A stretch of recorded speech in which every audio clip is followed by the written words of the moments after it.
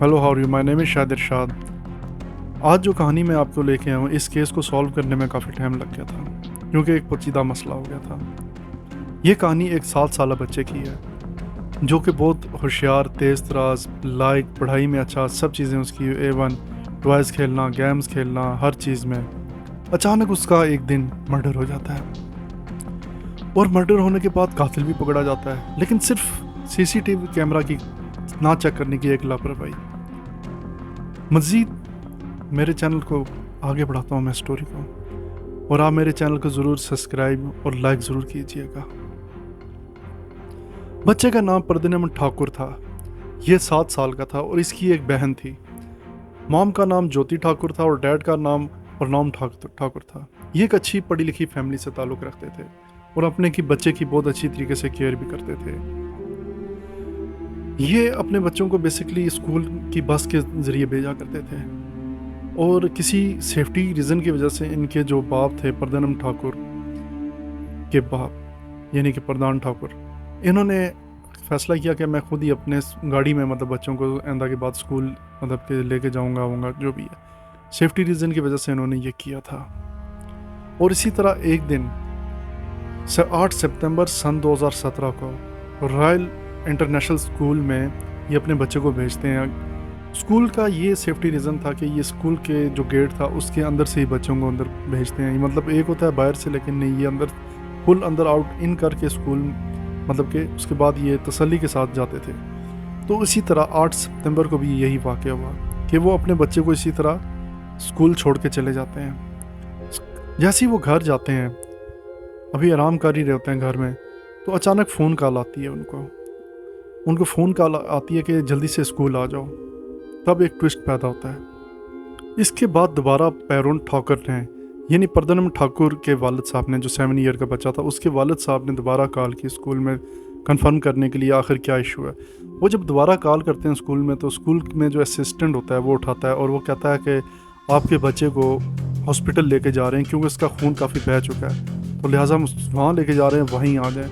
इतनी देर में हल्ला गुल्ला मच जाता है, और पैरन ठाकुर, उसके डैड जो थे, वो फ़ौरन से निकलते हैं घर से बाहर और हॉस्पिटल की तरफ रवाना हो जाते हैं, जो उन्होंने बताया होता है। जब वो हॉस्पिटल के पास पहुंचते हैं तो उनको अचानक इत्तला मिलती है कि आपके बच्चे की डेथ हो गई है। It's very shocking. इसका रीज़न ये था कि बहुत भीड़ थी, ट्रैफिक थी, जो हमारे इधर और उधर हर जगह लगी होती है। उसके नतीजे में उस 7 ईयर्स के बच्चे की डेथ हो गई, और वो घर अचानक से 20 मिनट के अंदर इस 7 साल बच्चे से महरूम हो गया। अचानक इतनी खुश करने वाला बच्चा, इतना हल्ला गुल्ला मचाने वाला सब कुछ, अचानक से ये एक शॉक्ड हो गया।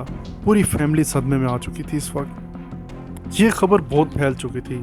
अचानक स्कूल भी बंद हो जाता है, मीन्स के बच्चों को छुट्टी दे दी जाती है, क्योंकि एक शॉक्ड हो गया था। अचानक फैमिलीज, सारी स्कूल में फैमिलीज आ जाती हैं और तरह तरह का शोर करना शुरू हो जाती हैं कि इतनी सेफ्टी रीज़न के बाद स्कूल के अंदर इस 7 साल बच्चे का मर्डर क्यों हुआ। चीखना शुरू हो जाते हैं सारे, प्रेस वाले आ जाते हैं, न्यूज़ रिपोर्टर आ जाते हैं, पुलिस भी आ जाती है, रिपोर्ट हो जाती है, और ये एक हल्ला गुल्ला मच जाता है पूरे स्कूल में कि इतनी सेफ्टी रीज़न के बावजूद इस इतने बड़े स्कूल में ये हुआ कैसे। अब पुलिस इन्वेस्टिगेशन स्टार्ट करती है, पुलिस पूछताछ करती है बाकी बच्चों से, स्कूल के स्टाफ से, कि आपने इस बच्चे को कब मरा हुआ देखा या क्या हुआ। तो वो बताते हैं कि इसे सबसे पहले जो देखा वो बच्चों ने देखा था, इस बच्चे को वहाँ पड़ा हुआ वॉशरूम के पास, और ये जो वॉशरूम था ये ग्राउंड फ्लोर में था बेसिकली।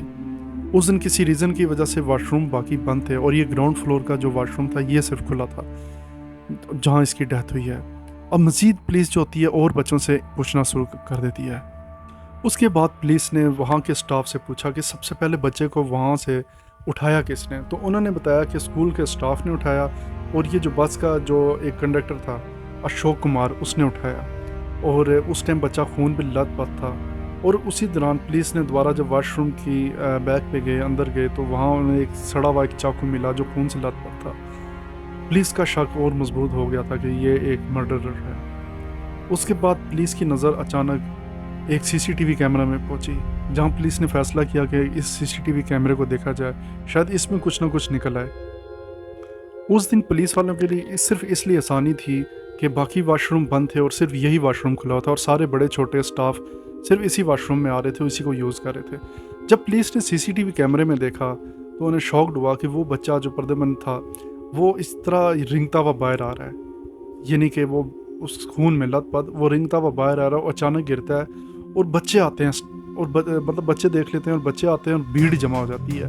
ये उन्होंने सीसीटीवी कैमरे में एक चीज़ ये देखी। इसके बाद पुलिस फैसला करती है कि 10 लोगों को इंटेरोगेशन किया जाए। वो 10 लोगों का नाम चुन के इंटेरोगेशन को स्टार्ट करती है, जिसमें एक नाम सर फहरिस्त अशोक कुमार का होता है, जो कि बस कंडक्टर था, जिसने हेल्प की थी स्टाफ की उस बच्चे को उठाने के लिए। उसके बाद पुलिस इंटेरोगेशन स्टार्ट करती है अशोक कुमार से, और उसमें जब पुलिस वाली देखती है कि उसकी राइट साइड के जो कपड़े हैं उसमें रेड रंग का धब्बा होता है खून का, तो पुलिस वालों का शक मजबूत हो जाता है और वो कहती है यही है।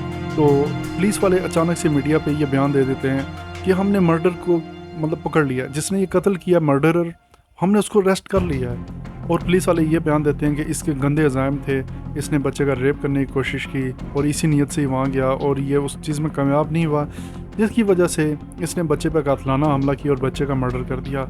और अशोक को इसी तरह पूरी न्यूज़ चैनल में सबके सामने दिखाया गया और इस चीज़ को मंजर आम पे लाया गया और सब ने यही समझ लिया कि वाकई हाँ, इसका कातिल यही था। उसके बाद सबसे बड़ी शौक की बात यह है कि अशोक मीडिया पे आके लोगों के सामने भी ये कहता है कि मैंने बच्चे को मारा था और 2 बार यहाँ मारा था, 2 बार यहाँ खंजर मारा था, उसे मेरी बात नहीं मानी इसलिए मैंने उसको मारा और मैंने किल कर दिया। ये भी एक बहुत बड़ी शॉक लेवल थी कि वो खुद भी आके सबके सामने बयान दे रहा है। और उससे सबसे बड़ी बात मीडिया में ये थी कि वो ये भी चीख रहा था कि इसका ड्राइवर भी इसमें शामिल होगा, बट वो उसमें शामिल नहीं था। रूटीन के मुताबिक अशोक कुमार अपनी मतलब कि रूटीन पे आता था, 7:20 पे स्कूल आता था और मतलब सही टाइम टेबल का पाबंद था, सब कुछ इक्वल था, सब कुछ ठीक था, सब कुछ नॉर्मलिटी से चल रहा था। लेकिन ये जो होता है मीडिया को ये होता है कि ये इतनी जल्दी कैसे ये कातिल पकड़ा गया अचानक से ही। अचानक से मीडिया के प्रेशर और हर तरफ प्रेशर की वजह से ये बात वाकई एक हज़म नहीं हो रही थी कि ये कातिल इतनी जल्दी कैसे पकड़ गया। फिर एक दिन एक बहुत शॉकडेबल चीज़ हुई। ज्योति ठाकुर, जो कि उस बच्चे की माँ थी, प्रदनम ठाकुर की, जो बच्चा यानी 7 ईयर का जिसकी डेथ हुई थी, उसकी माँ अचानक मीडिया के सामने आती है, कहती है कि ये मर्डर असल में छुपाया जा रहा है, इसका कातिल अशोक कुमार नहीं है, कोई और है। 100% उसने ये बात की थी कि वो नहीं है, क्योंकि माँ होती है, उसके दिल में उसको पता होता है कि ये क्या चल रहा है, उसको पता होता है सब चीज़ें अंदर से। तो उसकी माँ की भी इसी तरह एक मतलब कि उसने 6 सेंस लगा के ये बात की, तो वो तीर वाकई निशाने में जाके लग गया था। इसके बाद अशोक का इंटरव्यू लिया जाता है। मीडिया वाले कहते हैं कि हम अशोक का इंटरव्यू लेंगे, तो वो अशोक का इंटरव्यू लेते हैं। उसमें भी अशोक कुमार ये कहता है कि हाँ, मुझे पुलिस वालों ने मतलब कि फ़ोर्स किया था, तब मैंने ये बयान दिया था। ये एक बहुत बड़ी बदनामी थी पुलिस वालों के लिए कि उन्होंने ऐसा फ़ोर्स क्यों किया। एक सवालिया निशान उठना शुरू हो गया, क्या कोई छुपाया जा रहा था? कुछ तो था आखिर। हाँ, रॉयल इंटरनेशनल स्कूल वाले छुपा रहे थे, हकीकत में किसी कातिल को छुपाना चाह रहे थे वो, जिसकी वजह से ये बात हुई।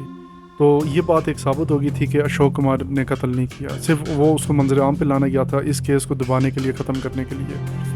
अब ये केस के पहलू नए से नए खुलना शुरू हो जाते हैं, नई चीज़ स्टार्ट हो जाती है, बहुत अजीब सा यानी कि लम्हा और फ़ज़ा हो जाती है। इसके बाद प्रदनम ठाकुर का जो इन होता है मतलब कि पोस्टमार्टम होता है, उसमें भी ये चीज़ नहीं आती कि उसके साथ कोई ज़्यादती की गई या कुछ और किया गया। सिर्फ ये होता है, पता चलता है कि उसका कत्ल किया गया जानबूझ के, जैसे उससे ज़िद थी या उसके कोई फैमिली से ज़िद थी या कुछ भी, जैसे कुछ था।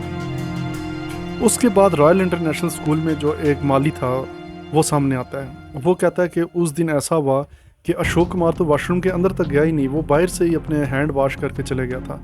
ये बात भी एक सामने आती है, ये भी एक सबूत मिल जाता है कि वाकई अशोक इस मर्डर में शामिल नहीं है। ये एक बहुत अच्छा क्ल्यू मिल जाता है, पक्का हो जाता है। और सीसीटीवी कैमरे में भी ऐसा आता है कि वो मतलब इस तरह नहीं था। लेकिन इनकी लापरवाही थी पुलिस वालों की, इन्होंने सीसीटीवी कैमरे को मतलब गौर से देखा ही नहीं था, गौर से मतलब उसको जूम आउट किया ही नहीं। जहाँ तक खून के धब्बे की बात होती है, जो पुलिस वालों ने कहा था कि हमने अशोक कुमार में देखा है कपड़ों में, तो वो जो था माली जो था वहाँ पे, उसने यही बताया था कि ये उससे पहले तो जारी बात उसने हेल्प की थी, हेल्प के दौरान वो खून लग गया, वो खून के कतरे तब लगे थे। तो ये बात भी एक वाकई सही साबित हुई। उसके बाद ये केस ट्रांसफ़र होता है CBI के पास, क्योंकि ये केस पुलिस वाले हल नहीं कर पा रहे थे, पुलिस वाले की नाकामी थी। पुलिस वालों ने जो ये झूठ प्रोपेगेंडा बुलाया था केस को दबाने के लिए, ख़त्म करने के लिए, उसकी वजह से ये केस अब जाता है CBI की तरफ। इसके बाद सीबीआई पे काफ़ी प्रेशर बन चुका था और सीबीआई ने फैसला किया कि इस केस को हम मज़ीद मतलब सॉल्व करेंगे हर तरह हर लम्हे। सीबीआई ने कहा ये जो मर्डर किया किसी बड़े आदमी ने किया है और इसी चुनाचा उन्होंने ये किया, सोचा कि ये जो सीसीटीवी कैमरा था जो पुलिस ने मतलब किया मतलब मिस किया उसको हम दोबारा चेक करते हैं। सीबीआई ने दोबारा उन कैमरों को चेक करना शुरू किया और उन कैमरों में कुछ चीज़ ऐसी नज़र नहीं आई, लेकिन ये था कि वहाँ पे जो भीड़ थी, जो बच्चे थे वहाँ पे मैंने कि 16 साल 17 साल के जो बच्चे थे उन्होंने उठाया था उसको। वो मतलब कि उसकी हेल्प मतलब वो उस भीड़ में मतलब गए थे, जब वो बच्चा मतलब बाहर आया रिंग, तब उन्होंने हेल्प आउट की उसकी उठाने में या जो भी। तो आहिस्ता आहिस्ता करके जो पुलिस थी उन्होंने उन बच्चों को मतलब इकट्ठा किया, सोचा कि इनसे मालूमात लेते हैं शायद कुछ निकल आए। हर बच्चे को बुलाया, उनसे पूछा हाँ तुम्हें ये बच्चा मतलब कैसे पढ़ा मिला, क्या मिला जो भी। अच्छा, तकरीबन 8-10 बच्चों के मतलब उन्होंने इस तरह के बयान लिए। एक बच्चा जो था उनमें थोड़ा डिफरेंट था। वो कैसे, जब इन सब बच्चों के मोबाइल चेक किए, सबके मैसेजिंग चेक किए तो वो सब नॉर्मलिटीज, लेकिन एक बच्चा जो था उसके जो था मोबाइल में कुछ डिफरेंट था। वो उसके मोबाइल में जो सर्चिंग थी वो एक्सिक्यूशन के बारे में थी, सज़ा के या इस तरह मर्डर्स के तरीके के। तो उस बच्चे को उन्होंने सीबीआई ने थोड़ा सा अपने जहन में ले लिया था इस बच्चे को।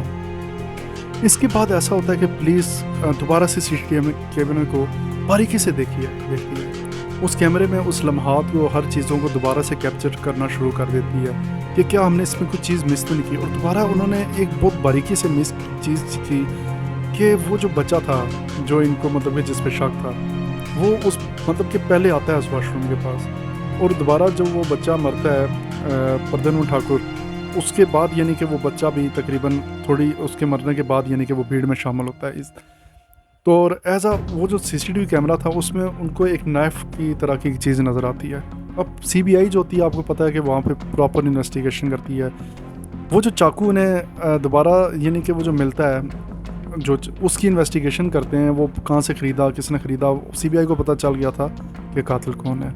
अब इनके हाथ असल मुजरम लग चुका था। जी हाँ, ये वही लड़का था जिसके मोबाइल से इन्हें मिला था कि मर्डर करने का तरीका या जो कुछ कैसे मतलब किया उसने।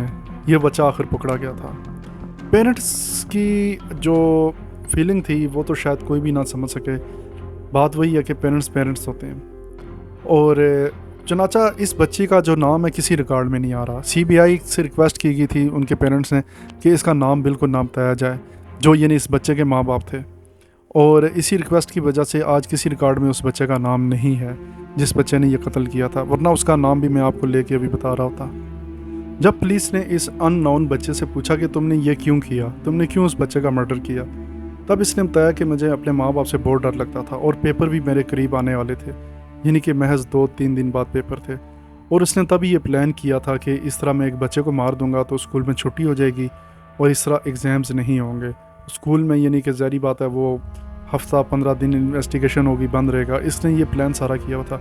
और इसका सबसे बड़ा सबूत ये मिला कि बाकी बच्चों से भी इसकी ये चीज़ मिली कि इसने इशारा किया हुआ था कि तुम सब टेंशन ना लो, ये पेपर नहीं होंगे, जो तुम मतलब जिन चीज़ों से परेशान हो रहे वो नहीं होंगे। इसने ये बहुत बात इस बच्चे ने बहुत दावे से की थी, जो 16 साल का था जिसने कत्ल किया, उसने ये बात बहुत दावे से की थी कि ये स्कूल में पेपर नहीं होंगे, और उसने ये सच करके दिखाया, इसलिए इसने ये मर्डर किया। इस बात की यानी कि बहुत एक अजीब सी साइकोलॉजिकल चीज़ इसके सामने आई। इसके बाद ट्रायल चलना शुरू हो जाते हैं और इस बच्चे को सज़ा मिलती है। सज़ा क्या मिलती है इस बच्चे को? ये सज़ा थी कि इसे कोई कुछ नहीं कहेगा, जेल में रहेगा एक नॉर्मल रूटीन की तरह। फिर होता क्या है कि इसको सन 2022 में यानी कि रिहा कर दिया जाता है, मतलब इसको आज़ाद कर दिया जाता है, इसलिए कि मतलब इसने मतलब अनबालग होके ये कत्ल किया था। तो इसको रिहा कर दिया जाता है, बेल मिल जाती है, ये अब रिहा हो जाता है, अभी नॉर्मल रूटीन से अपनी लाइफ जो भी है जिस तरह भी गुजार रहा है। लेकिन दूसरी तरफ जो अशोक कुमार होता है वो अभी भी जेल में होता है, तो उसको तकरीबन 75 डे बाद छोड़ दिया जाता है। ये भी बहुत सवालिया निशान था। पुलिस ने उसे फजूल में मतलब कैप्चर किया और इस केस को बंद करने की, ख़त्म करने की कोशिश की। और सबसे बड़ी बात है कि रॉयल इंटरनेशनल स्कूल ने भी साथ दिया इस पूरे मतलब घटना में सब कुछ। और जो जिनके साथ ये बुरा हुआ, जो कि ज्योति ठाकुर थी और प्रद्युम्न ठाकुर था, उनके साथ जो बुरा हुआ इसका रजाना कौन देगा? जो उनके साथ उनके बच्चा जो मरा और जो अशोक कुमार फजूल में जेल में सड़ा, ये चीज़ें मतलब वापस नहीं आ सकती। लिहाजा मैं आपके लिए मज़ीद मज़े की स्टोरीज़, रियल हॉरर स्टोरी लेके आता रहूँगा। तो मुझे दीजिए इजाज़त। Thank you very much.